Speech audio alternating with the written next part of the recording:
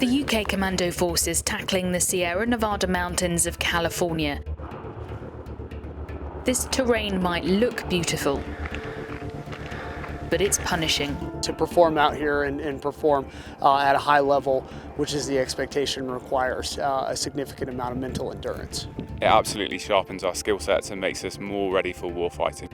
Only the strong survive. 4-5 Commando are taking it on, and Forces News is tracking them as they're tested alongside their American counterparts. I have utmost confidence in my commandos that they will perform in this environment. My experience is that resilience and grit counts for a great deal. I think we'll hold our own. This is the US Marine Corps Mountain Warfare Training Center. The altitude will take your breath away. The mountains throw up a whole load of obstacles. We can expect ranks to operate up to 3,000 metres, which is particularly high, and there'll be a third less oxygen than there would be at sea level. For most of my hikes that I've done in my military career, my worst ones have been out here. 50 metres in the other. We've got small desert areas, we've got pastures, we've got trees, rocky outcrops, things like that. Navigating through those into direct action and surveillance and reconnaissance roles is giving us a challenge. It's given us a lot more to think about than working in the high north, which is what we're quite used to. The Sierra Nevada mountain range here in California is testing 4-5 Commando in a way that's just not possible in the UK. That's because of a combination of arduous mountain terrain at altitude. So they're being tested physically, but it's also trickier to establish comms out here, and it's trickier to fly drones because they just don't fly as well in conditions like these. I think the closest we've got to this is Brecon in the UK, but even there, the hills are a lot smaller, the terrain's more simple. It's been very painful. About 100 feet in or 100 meters in, you're already out of breath with the high altitude.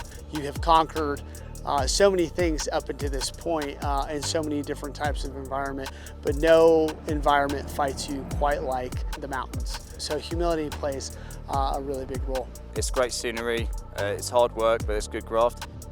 And on top of all of that, mountain lions, bears and coyotes are lurking across the landscape. I think we've seen some bears, a couple of snakes, no mountain lions yet though.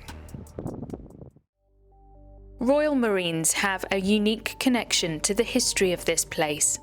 So the USMC, the United States Marine Corps, started this training centre in the 1950s. It was started on the back of the Korea conflict, in particular the Chosin Reservoir, where 4-1 Independent Commando Squadron were operating alongside USMC ranks on the ground, suffering and fighting alongside them. The 1st Marine Division lost over 4,300 men to combat, but more than 7,300 to the cold. Most died of frostbite and other types of cold weather injuries. And one of the lessons learned was to train ranks and be able to equip them better to operate in these environments. And on the back of that, the USMC established the Mountain Warfare Training Centre here in the Sierra Nevada in California. It is 85 miles away from Yosemite National Park, which is visible on the horizon.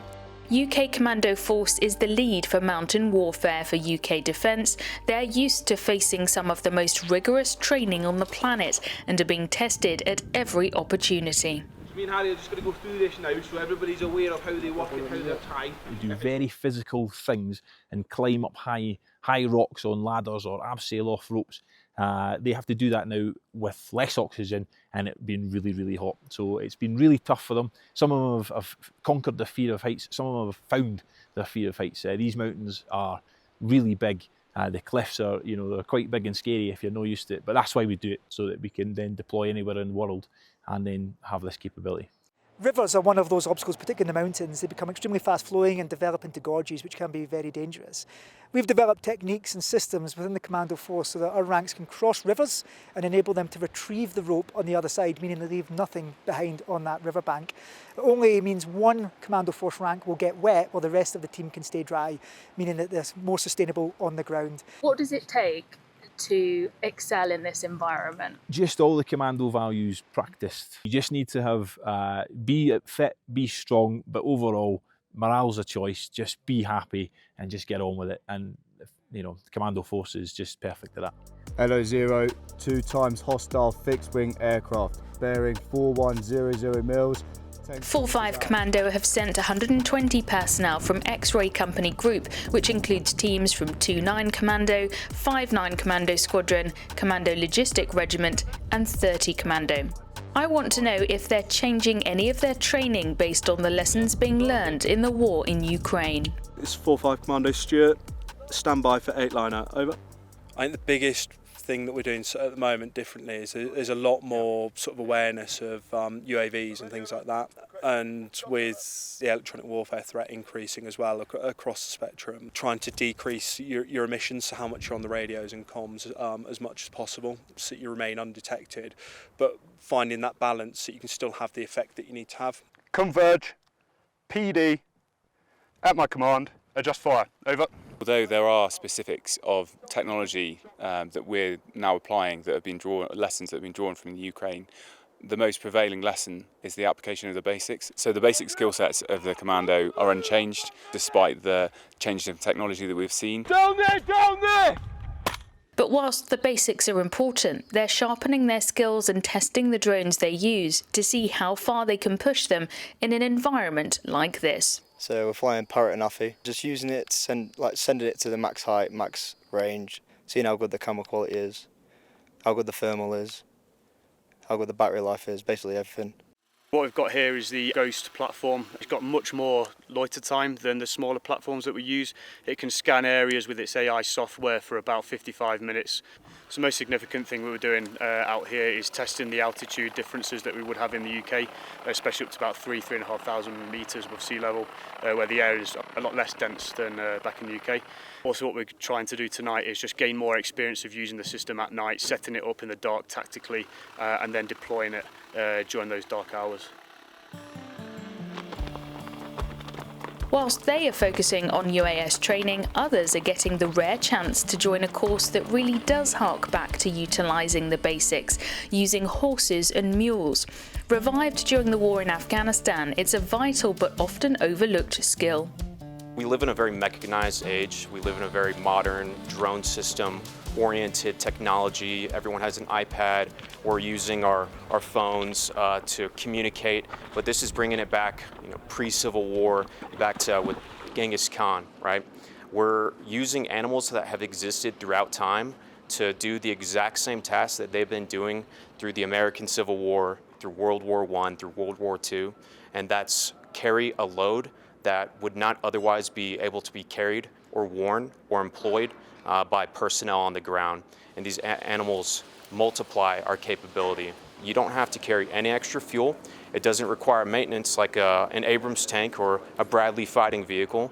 As long as you can take it in a pasture to graze and you find some streams or lakes where it can drink from, it's going to be perfectly fine. It's going to get its own vitamins and nutrients and everything it needs. It's actually been a really, really good course so far. We've only been doing it since Monday, but it's certainly been an experience. I've met probably about 5 different mules, and each one has been different. That's what the instructors want us to do. They want us to learn how to deal with each type of mule, aggressive, calm, big, small, all different types, and that just gets the experience really good. And yeah, it's been a really good course so far. Their time here working alongside US forces is giving them both an insight into how they operate. We're very alike in the sense that we're very confident. So there's always that, that aggression in training that we're just trying to put out there to ensure that we can show that we are capable, and then they're doing the same thing. It's always special working with the USMC. They bring an attitude and professionalism towards warfighting which reflects our own. We all relate to physical fitness. We like to push ourselves past our boundaries and challenge ourselves past our limits.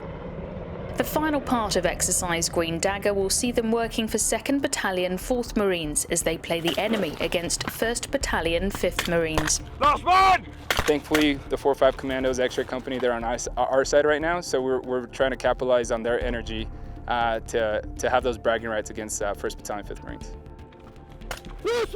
How competitive does it get? I mean, how confident are you that you can give them help? I have utmost confidence in my commandos that they will perform in this environment. My experience is that resilience and grit counts for a great deal. I think we'll hold our own. Whatever awaits them in the next battle space, every second spent in these mountains on this land forges an extra layer of strength, an extra layer of mental resilience, should the call come to fight tonight. Sian Grzeszczyk Melbourne, BFBS Forces News, Bridgeport, California. Thanks for watching. For more from BFBS Forces News, like and subscribe to our channel.